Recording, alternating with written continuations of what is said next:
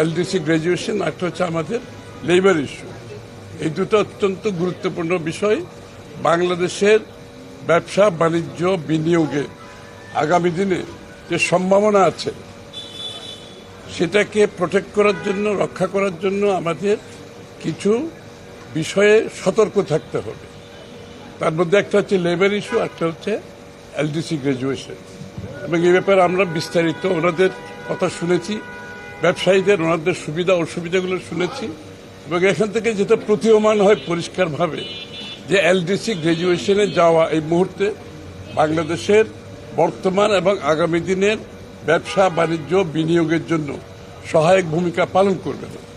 কারণ বাংলাদেশ এখন একটা বড় ধরনের আপরাইজিংয়ের পরে যে আমরা এখন কিন্তু দেশটার অর্থনীতিকে রক্ষা করার জন্য সকলে মিলে কাজ করছে, এটাকে সামনে এগিয়ে নিয়ে যাওয়ার জন্য কাজ করছে।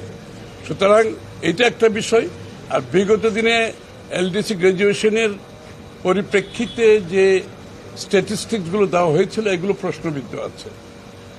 তো সবকিছু মিলিয়ে বাংলাদেশের ভবিষ্যৎ অর্থনীতি, বিনিয়োগ, ব্যবসা বাণিজ্য যদি আমরা অব্যাহতভাবে এগিয়ে যেতে চাই, যে নতুন বাংলাদেশের স্বপ্ন আমরা দেখছি, তাহলে এই মুহূর্তে এলডিসি গ্র্যাজুয়েশনটা আমাদের স্থগিত রাখার জন্য সবার আমরা আলোচনা করেছি। এটা এই মুহূর্তে স্থগিত রাখার প্রয়োজনীয়তা আছে।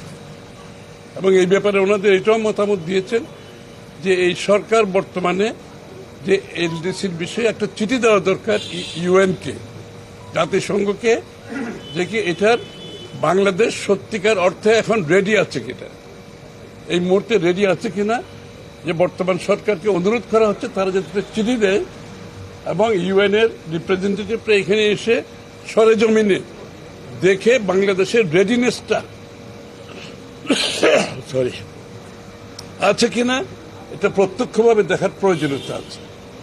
আর দ্বিতীয়ত লেবার ইস্যুতে যে বিষয়গুলো আছে ওনারা বিস্তারিত বলবেন। আমি শুধু এটাই বলবো যে লেবার ইস্যুতে যে আমাদের রেটিফিকেশনের ব্যাপারে ওনাদের কোনো সমস্যা নাই, কিন্তু অন্যান্য ইউনিয়নের যে বিষয়গুলো নাম্বার নিয়ে যে বিষয়গুলো আছে সেখানে এই পরিবর্তনটা আনলে সত্যিকার অর্থে শ্রমিকদের কোনো ভাগ্যের পরিবর্তন হবে কিনা এটা বিবেচনা করা দরকার, কিংবা ইউনিয়নগুলো এফেক্টিভলি কাজ করতে পারবে কিনা এটাও বিবেচনা করা দরকার।